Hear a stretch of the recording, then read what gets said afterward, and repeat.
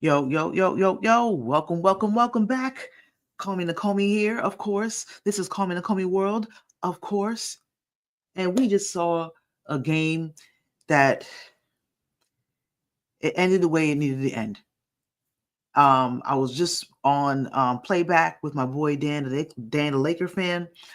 He invited me to be up there. I had to answer the call, man. It was going to be a great game, and nothing better than basically to talk about the game and watch the game with good peoples like Dan, the Laker fan. Appreciate you and the invite, sir. But I mean, hey, we all went into it expecting great basketball. Even though it was two small market teams, we basically expected great basketball because that's what they've been giving us the entire series. Um, I today told several people that I expected the Pacers to win today. Um, as they were, if they were in a healthy situation, I felt that they had enough to stay with to stay with Oklahoma just enough, and had enough people for them to have to pay attention to for Indiana's role players to come through and shine. But unfortunately, that's not what the game that we got.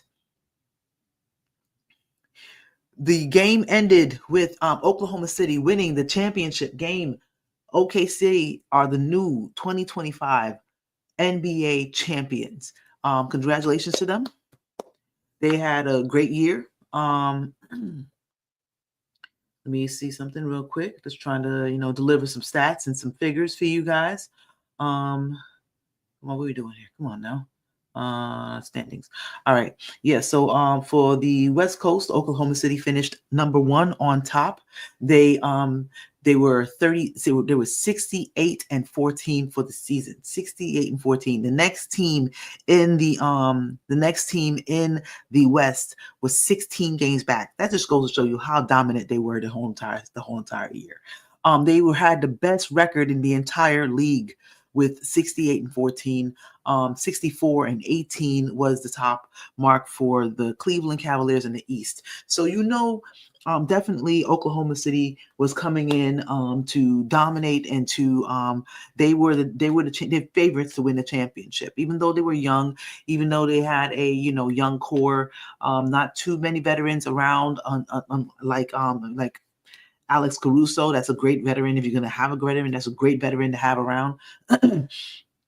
You know what I mean? But it was a young core and a pretty young coach. But they've been working away at it year after year after year, to try to build to get to that point where they know how to play with each other. They know how to play great defense when the time comes, and they could close out games. And their number one player, Shai Gilgeous-Alexander, just happens to be the scoring champion and the MVP for the season. So definitely this game, and as many did, I picked the Thunder to win in 6. So did Dan. So did other of the friends of mine that I've spoken to about it. So we expected for the Thunder to achieve and to achieve the status and the award that they received today. But I'll tell you what, Indiana has forever earned my respect. I'm a New Yorker, born and raised. Not really a Knicks fan, but I root for the Knicks because that's my home team. I'm a Laker fan, of course. But the Pacers dealt us a blow back in the 90s that I don't think New York has ever truly recovered from. It's kind of like what some people would say the bad juju is covering the the New York Knicks, and it was basically brought on by the Pacers. So ever since then, they are the Achilles, the hill that we've been trying to push up, push the rock up for a very long time, and we haven't quite done it yet. And they ended up eliminating us in the Eastern Conference Finals. So it's only right around that time we did basically give Indiana some props. We didn't truly start to, I'm speaking for myself, I didn't really truly start to give them props until I saw how they were handling themselves in the finals, in game 1 of the finals. And this is after I picked them pick Oklahoma to win in 6. Indiana shocked them in the first game. Um, and that's when I was just like, you know what? Sometimes when momentum shifts, that's just how where it stays, unless the other team brings it and grabs it and drags it back to their side. Oklahoma seemed to have done that, but then Indiana did it again in game 6. And instead of Oklahoma closing it out, as I thought that they would, being so close to knocking on the door of finishing off the championship, Indiana dragged another just dominant win. They sent in the clowns. They emptied the bench. Oklahoma City just basically threw in the towel. So I mean, hey, they decided to go back home, and I thought that this was going to be a knockdown, drag out, win by 2 kind of game. You know what I mean? And unfortunately, it started off that way. Where you had Indiana. Halliburton was out there. He was hurt. My brother said that actually the calf strain that he had was on his left foot. I thought it was the same. I wasn't exactly sure. I didn't specifically pay attention to which specific calf or leg the original initial injury was on. So I don't know if it was the left calf or if it was the right calf. But when you see the replay of the injury, you can kind of see a little bit of a pull jerk to the leg, to that calf muscle. So, it looks as though it definitely wasn't. It looks as though it definitely was an injury to that Achilles.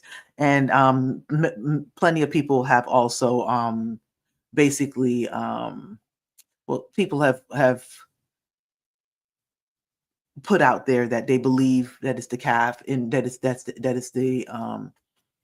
the Achilles. So unfortunately, Halliburton went down in the first quarter. He hit 3 threes in a row, and I mean, I was just like, oh, we're about to go. We're gonna be so blessed enough to watch a great game, and the basketball gods robbed us of that.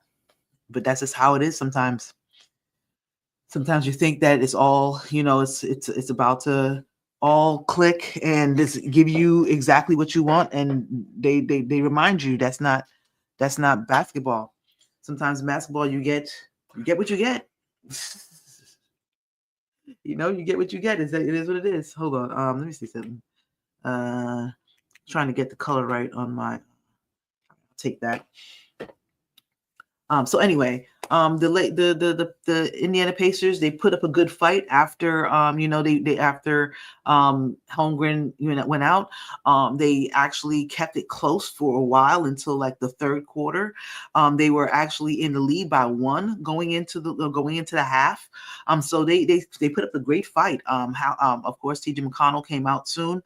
Right after that, Nembhard held it down for a while, and so it was Nembhard and T.J. McConnell at the point holding it down. But then so the third quarter came around, they were doing very well. They were handling the Oklahoma City's expected expected charge that they were going to make out of the half. They were going to go on a run. Everybody knows that. What's going on, Craig? How you doing today? What do you think about the game? Let me know what you think about the game, please. Also, anybody out there, go ahead, like, comment, subscribe to the channel. I really appreciate you guys. I've been enjoying, of course, talking to you guys about basketball and sharing my thoughts and my takes on different things. So I pretty appreciate you guys. But please do me a favor and go ahead and hit that like button. You could have did it twice already. Really appreciate your energy and your actions. Thank you so much. But yeah, in that third quarter, they were handling the run very well. And then next thing you know, I feel like T.J. McConnell came out and Obi Toppin was out there. And Obi Toppin to me was running a little bit because Ben Mathurin was definitely doing some good. His shot was falling today. And Obi Toppin, his shot was just not falling today. This is what it is. And so hold on 1 second. I'm just like, yeah, so okay. Here we go. Hold on 1 second. I want to see if I can share this with you guys.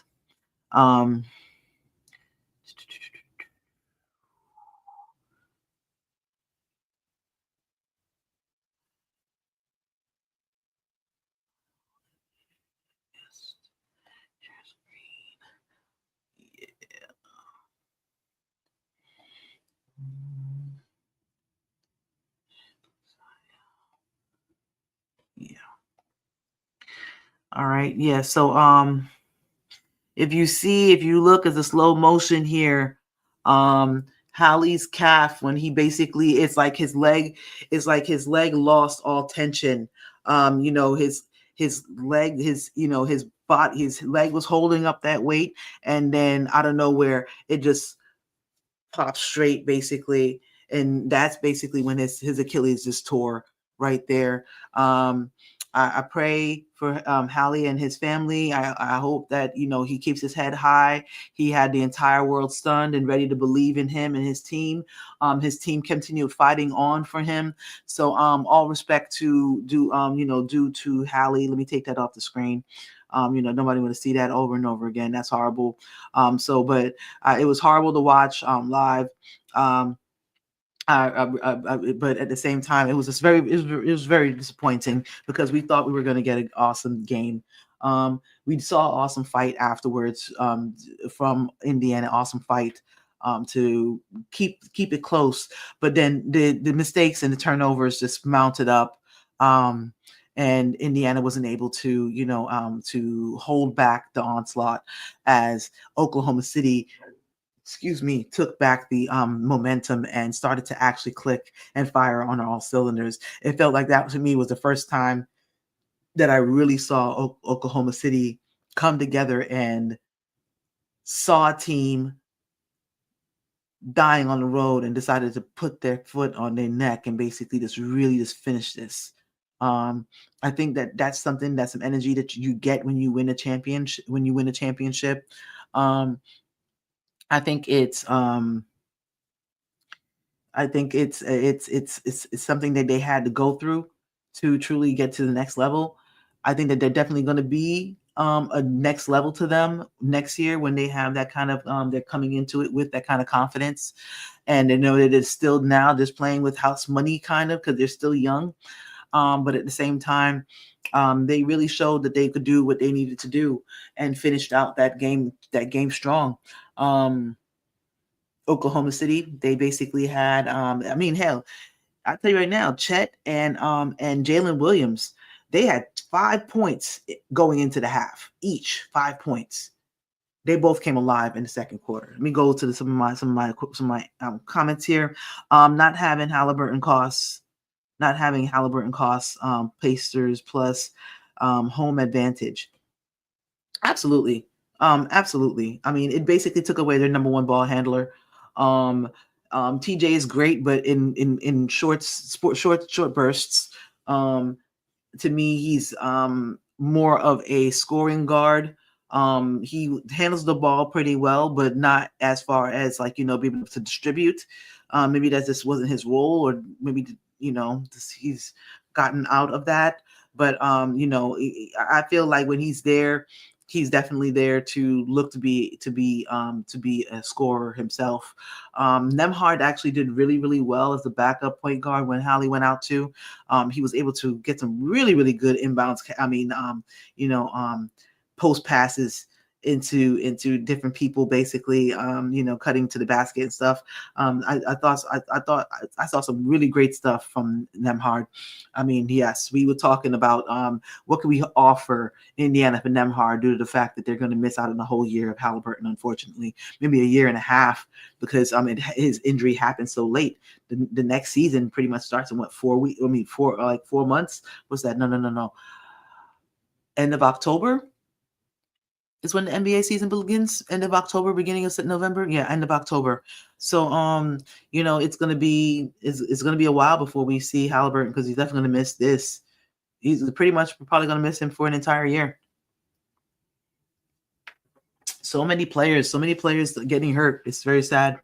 Playing at home helped, but at the same time, Indiana proved to themselves that they could beat them at home. So I don't think that a home court advantage really, really helped. It helped them to give them encouragement, but at the same time, I don't think that OKC with Halliburton there would have been that pressed. They wouldn't have been that pressed. Pacers did blow their chance of winning by losing at home. Absolutely. They could have won. If they would have won up 3-1, they would have really showed that they were the dominant team. But they were the more so opportunistic team. They could take advantage of an opportunity if it presents themselves. But and unfortunately, and fortunately for them, Indiana had a lot of times where they presented opportunities for the Indiana Pacers to beat them, to steal a game. And that's Indiana's brand. You let us in it. You keep us close enough, we're gonna bite you. You know, OKC have a lot of draft picks in the future. Tell you, man.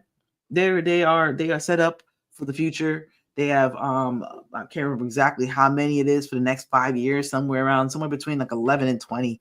I don't know, some crazy number. Besides the fact that all their guys are young. They could trade away some picks right now for their current, the current next maybe two drafts, and they'll be fine and basically get some more pieces that might help them to make their team even deeper. I don't know what it looked like for free agents. I mean, I guess there's some free agents out there who wouldn't mind. I don't see any stars going there per se, especially since KD just got traded to Houston. He's the only big star that I could see maybe wanting to go back to. Maybe Russ, but I don't think that they would want that kind of mixture in their team, in their locker room right now. I think they have good juju and they want to keep it that way. And I'm not, no shade towards Russ, but I think that it would be awkward. Yeah. I'll be curious how the Game 7 rating on. Yeah, me too. I really believe, and I mean, and ratings before Halliburton went out. I want to see those ratings. If you could get ratings on what I guess when people said 10 minutes, that's a shame, man. It was such a shame. We got so down, after that happened. It was really sad. But hey, that's just what happens sometimes. Injuries are a part of the game. It's happened to plenty of people. Plenty of people who had a chance to actually, maybe be a great, addition to a championship run. Odell Beckham Jr. getting hurt in the Super Bowl after basically catching, having one of the greatest games of his life. He gets hurt and tears his. I don't think he tears the Achilles. I think he tore his ACL. But in the Super Bowl, Kevin Durant and Klay Thomas both basically tearing their Achilles and ACLs. I mean, injuries happen. So, but it's no asterisk that goes on the championship. If you win it, you win it. However, it happens. So, I mean, people, you just got to give respect to wins. Like like they've been saying, the ring culture conversation right now.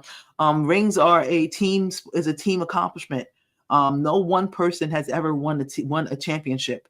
For however great any person is, they have had to have someone there with them to assist them to beat 5 other people on the floor, or 11 other people, or whatever the rotation is. But one person does not fill a rotation. So, and you have to be lucky. You got to be healthy, and you got to be lucky.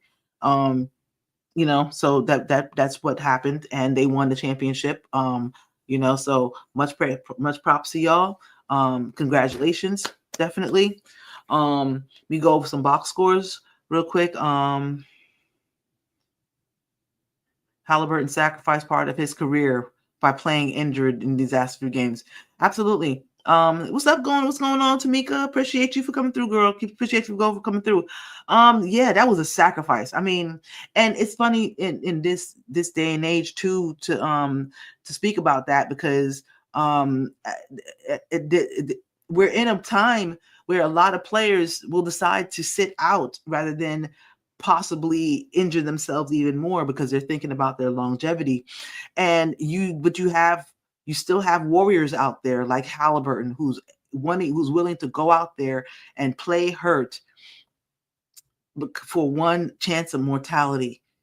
And I was saying it this entire time, when it comes to the finals, some players understand and really, really grasp that this might be your only trip. Reggie Miller and them, I think did they go twice? Were they the ones who played no. The Knicks did go and play against Houston, but they did beat the Knicks also. And I don't know if that was their only trip. I remember they did also lose to the Lakers. So it might be your only time going, your only chance. That's why I could see why TJ McConnell played so hard. Um, uh, Halliburton's he's young, but he grasps that concept of, if you get this close, you have to throw everything at the wall. Empty your pockets, empty your clip, empty everything, leave it all out, throw up in the trash can on your way off the floor, and it is what it is. You know what I mean? You did your best, you threw it out there, and if the ball bounced your way, bounced, bounced your way, then you win the championship, and then you can put that on your wall, and nobody could ever take it away from you. Lakers, if healthy, gave absolutely. I completely agree with you. Said it before, said it again. If we were completely healthy, and especially if we had another center, if we were completely healthy, we could have gave OKC the business. We could have gave them the business. The only person that I consider an issue, because of the fact that OKC has they have two solid centers, and I'm about to talk about one of them. Well, power forward center. Is we only had Jackson Hayes. We needed a center. You know what I mean? If we had another center, then yeah, absolutely, no question, we could have beat anybody that was out there. We just didn't have it. It is what it is. Next year, absolutely. So let's go over the winning team first. They won 103-91 after OKC winning the first and third quarter. Indiana still won the second quarter even after Halliburton went down. Went into the half with a 1-point lead, but OKC came back with the Thunder. And they basically beat them 34-20. And in the fourth quarter, Indiana just basically pulled in within one, coming in 23-22. And OKC did it. Chet Holmgren. I'm gonna have to give him, to me, my gold star of the game, Chet Holmgren. Don't get me wrong. Yes, the MVP is the MVP, but Chet was doing the Lord's work out there. 18 points, 8 rebounds, 2 offensive rebounds, 0 assists, which I'm a little shocked at, but it's okay. He was doing other work. He also had 1 steal and 5 blocks. He was doing the deal by himself out there. I mean, Hardenstein was doing good too, but at the same time, Chet had that spot like a no-fly zone. They were collapsing in, and Chet was just the back guard for anything. He was blocking. He's just long and lanky, and he was doing great basketball, man. I can't wait to see how good Chet is come next year, because I could see him being better. Ooh, I'm not gonna front. Chet, go to train with Elijah Wan. Chet with a dream shake? What? Don't believe that you can't learn something from old folk. Go ahead and go sit down with here. Worth every penny. I'm telling you right now, worth every penny. Cash. Yeah, so Chet was doing the damn thing. He was 1 of 2, so he was efficient from the 3-point line. He wasn't as being a jack. I'll tell you now, OKC did mess up a little bit, not hitting their free throws, but they lucky that the Pacers bailed them out with timely turnovers, and I'm going to talk about those turnovers in a minute.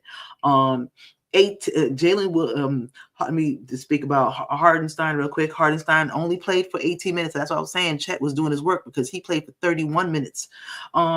So 18 minutes from Hardenstein, 3 or 4 from the field, 9 rebounds, 3 offensive rebounds. They were crashing the glass. They were getting. That's another thing. They definitely won the rebound. Actually, no, they didn't win the rebound game. Whoa, give me a second. 9 rebounds, 4 assists, and 1 steal for Hardenstein. Dort came away with 9 points, 7 rebounds, 3 steals. He had 2 threes, 2 timely threes, even though he was 2 of 9 from the field. It is what it is, basically. But he played great defense. On who was he? He was definitely on Pascal Siakam. And then when obviously he was on Nembhard when he had to guard Nembhard. But he was definitely a strong quick and strong and hit the three. You can't do worse than those kind of players on your team, and they have them locked up in contract. I would love to be able to trade for players like that, but I doubt OKC's going to let any of these guys walk through their door. Absolutely. But let's go to the stars of the team. Alex Caruso. Yes, he's a star of the team, man. They definitely owe him for this championship, because at the very least they would have the ability. They just wouldn't know how to drive the car, man. You know what I'm saying? They got the license, but they just don't know how to drive. And Alex Caruso came through and taught them how to do that. He came there with a respectable 10 points. He was a +8 for the night. 1 block, 3 steals, and 3 rebounds. I mean, hey, 2 of 5 from the 3. He was a little bit inefficient, 4 of 10, but his points came in at great times. Great times. Another 10 points off the bench came from Cason Wallace. I was about to say, I'm just like, I don't think that Wiggins got in the game. He did get in the game. He just didn't score. But Cason Wallace came in and gave him a few points also. Very, very appreciative. 2 of 3 from the field. So he was the shooter that they needed when they needed it. But at the same time, Jalen Williams in the starting lineup, 38 minutes. He was 7 of 20 from the field. Not that great. Definitely wasn't great in the beginning of the game. 2 of 7 from the 3.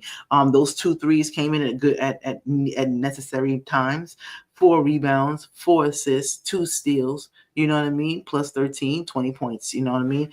And then, of course, last but not least, Shai Gilgeous-Alexander, another inefficient, but sometimes that's how the NBA is, especially when it's the last game. I remember the Kobe game, but he was I'm more proud of himself that he played great defense. Gave us points when we needed points, and just trusted his teammates to just do what needed to be done. So he had 29 points. He was a +11. He had he used them fouls, man. He had 5 fouls, so he one more foul he could have fouled out, but only 1 turnover. Respect, man. Respect. Only 1 turnover, 2 blocks, 1 steal, 12 assists. That 29 and 12. Much respect for that one. Absolutely. And 5 rebounds. Hey, can't do nothing with that. He only missed 1 free throw. But he was 2 of 12. But I mean, hey, they were playing the best defense that they possibly could play on that man. You know what I mean? And their job was obviously more so to contain him rather than to stop him. Stopping him is basically probably a impossible task. But hey, they did what they could do. And they beat the Pacers. The Pacers tried, but they came up short. Top players for the game, Pascal Siakam came in with 16 points, 1 block, 1 steal, 2 assists, 4 rebounds. He was 2 of 5 from the 3. Naismith didn't really score that much. They definitely needed a little bit more, but they needed him more so for defense. He did his best against Jay Will. He had 3 points, 6 personal fouls, so he ended up fouling out. 2 blocks, 2 steals, 1 assist, and 6 rebounds. So he was basically getting in work, in other different places. So he definitely earned his respect in 30 minutes. Miles Turner, don't know where you're going to end up next year, my brother, but I don't really feel like if we get you, it better be on the backup role. And I know that's not something you're going to want to do, but we'll see where you're going to be at.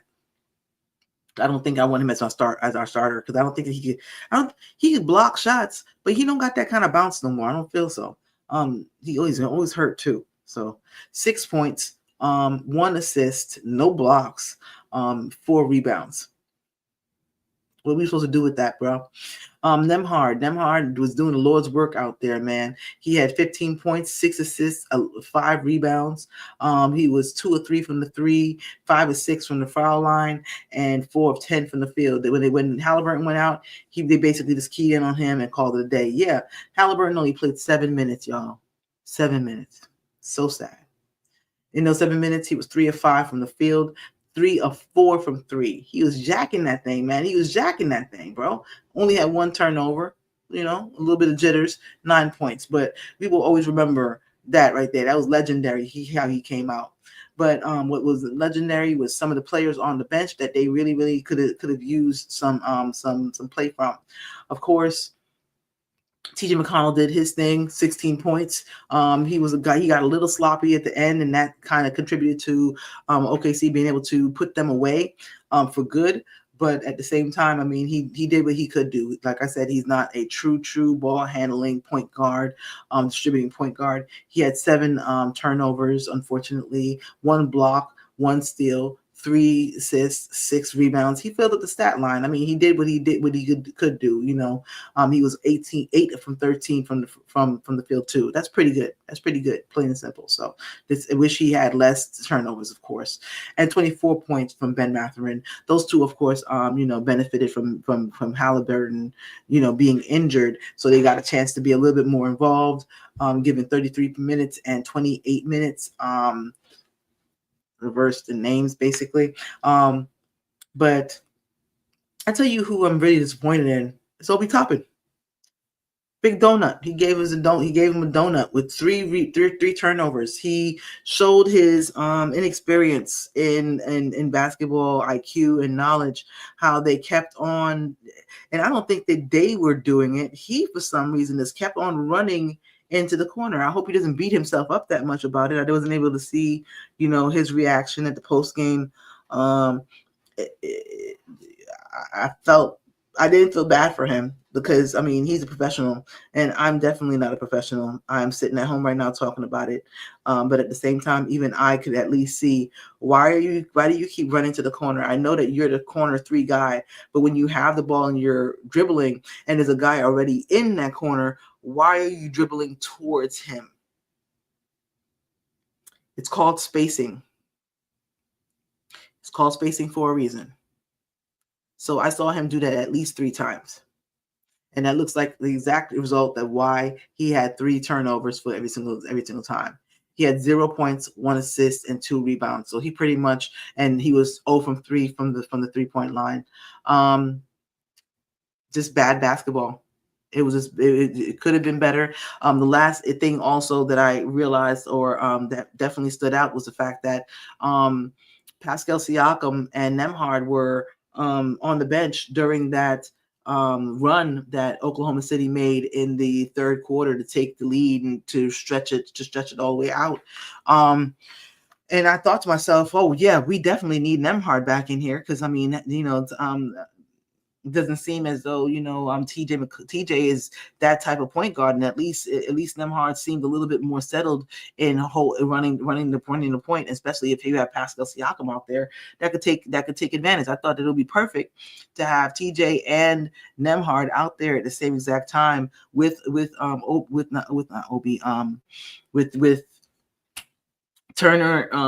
for the center, to basically give some rim protection, and you could basically put Mathurin in there. I mean, Obi obviously wasn't doing what he was supposed to do, but you could have had him out there, Mathurin out there. I'm not sure how good Mathurin is defensively. He didn't seem too bad. He definitely was challenging things at the rim too. So it could have ended up a lot different.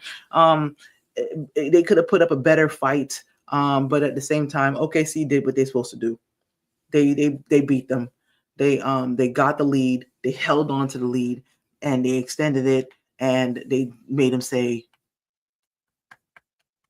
tap out. That's the game. That's the ball game, guys. It was an exciting NBA season. And I'm glad that it ended with 2. I'm not glad that it ended up with 2 small market teams. Of course, I want my Lakers in there next year, or I'm going to raise hell. But I mean, it is what it is. Just go over the team stats real quick. I always find that very interesting and revealing.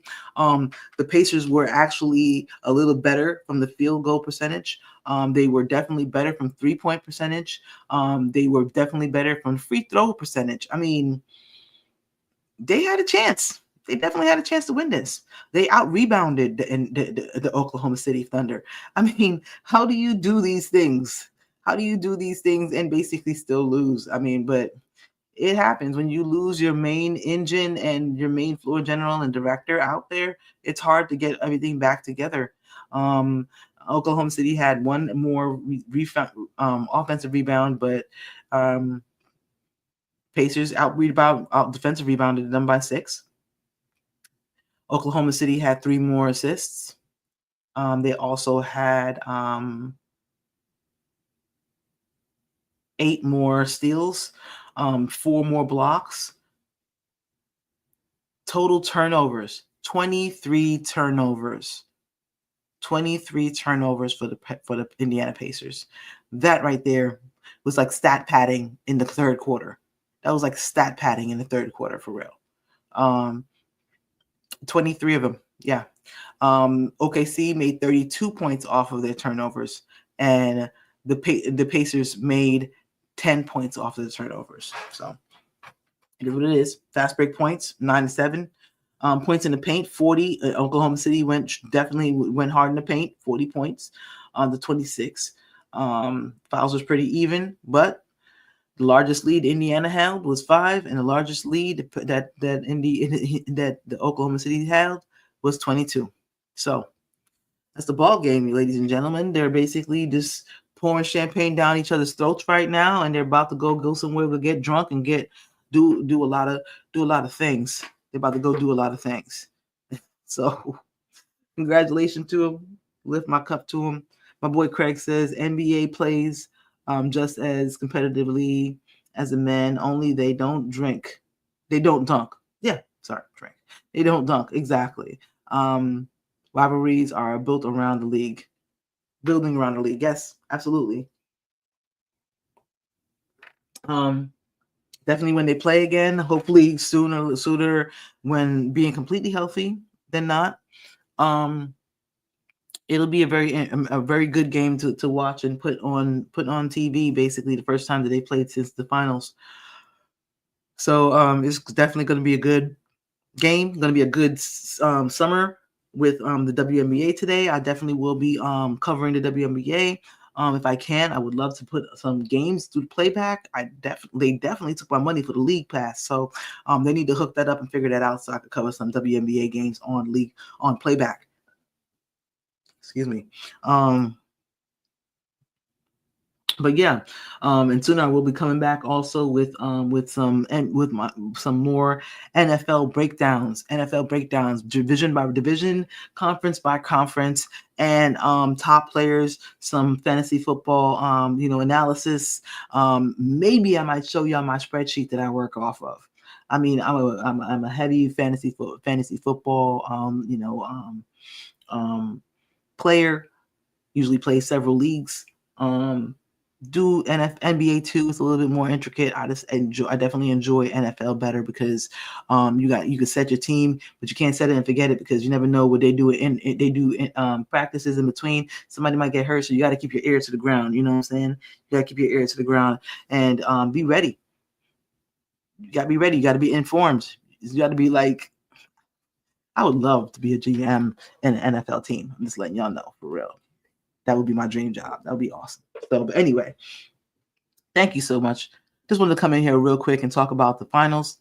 It was a great game to watch. To see Oklahoma finally get over that hump and finish the job. Please don't get at me. If you haven't.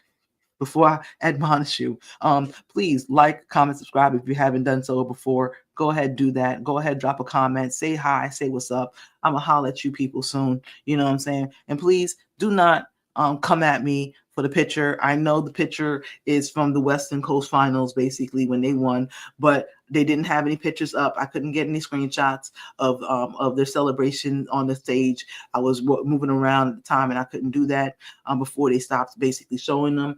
So I just basically picked the best picture that I could find, which was from the previous opponent. So, but it is what it is. I'm aware. Thank you. Much appreciated. So next time, take care of yourself. Take care of one another. Please keep your eye on the swivel. Don't go with nobody if you don't know them, especially if they're not going to show their face. Human trafficking is alive. Okay? Don't just stand around as a bystander. Today, I stepped in and helped this little girl try to find her father rather than just leaving her with some rando that was trying to talk to her while she was crying looking for her father.